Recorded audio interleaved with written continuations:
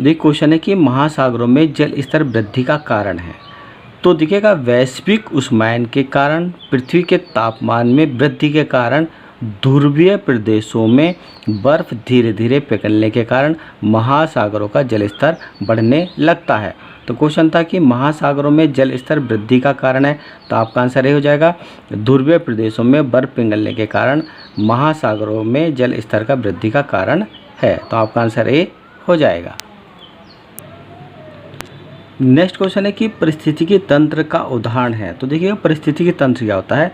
पारिस्थितिकी तंत्र एक ऐसा प्राकृतिक और भौगोलिक क्षेत्र होता है जहाँ पर सभी जीव जंतु, पेड़ पौधे, निर्जीव कारकों, मिट्टी, जल, वायु के साथ क्रिया करते हैं।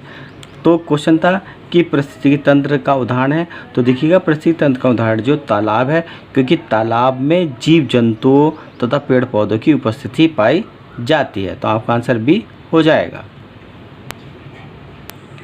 नेक्स्ट क्वेश्चन है कि जीव के कारक नहीं है। तो देखिए जीव कारक देखिए पेड़ पौधे, सूक्ष्म जीव और जीव जंतु जो आपके जीव के कारक होते हैं, परंतु प्रस्तर जो है जीव का कारण नहीं होता, क्योंकि प्रस्तर का अर्थ होता है पत्थर, और पत्थर जो जीव के कारक नहीं होता है। तो इसलिए कौन क्वेश्चन था आपका कि कौन सा जीव के कारक नहीं है। तो आपका आंसर डी हो जाएगा, प्रस्तर जीव के कारक नहीं होता है, क्योंकि प्रस्तर क्या होता है, प्रस्तर का अर्थ होता है पत्थर होता है।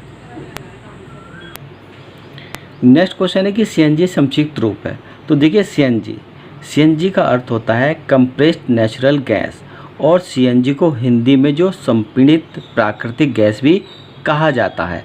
और सीएनजी में 90% से 95% तक जो मीथेन गैस पाई जाती है, और सीएनजी गैस को पेट्रोल डीजल के वैकल्पिक रूप में वाहनों में प्रयोग किया जाता है। तो क्वेश्चन था सीएनजी संक्षिप्त रूप है, तो आपका आंसर बी हो जाएगा, सीएनजी कंप्रेस्ड नेचुरल गैस का संक्षिप्त रूप है। तो आपका आंसर बी हो जाएगा।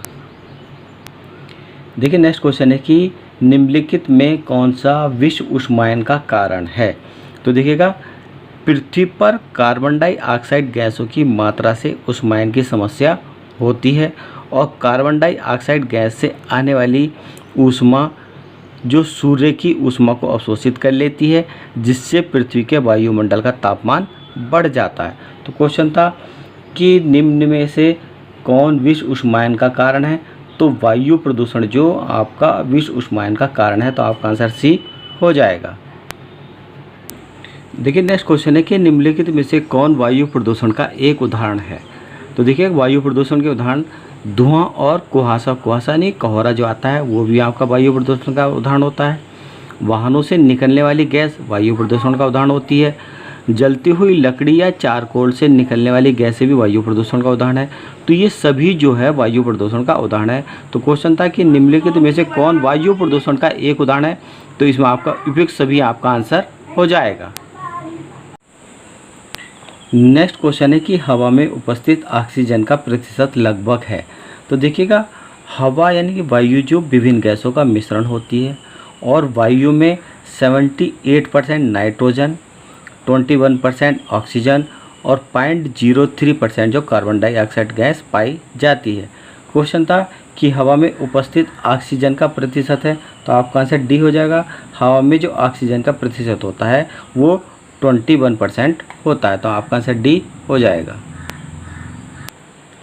नेक्स्ट क्वेश्चन है कि परम तापक्रम पैमाना कौन सा है।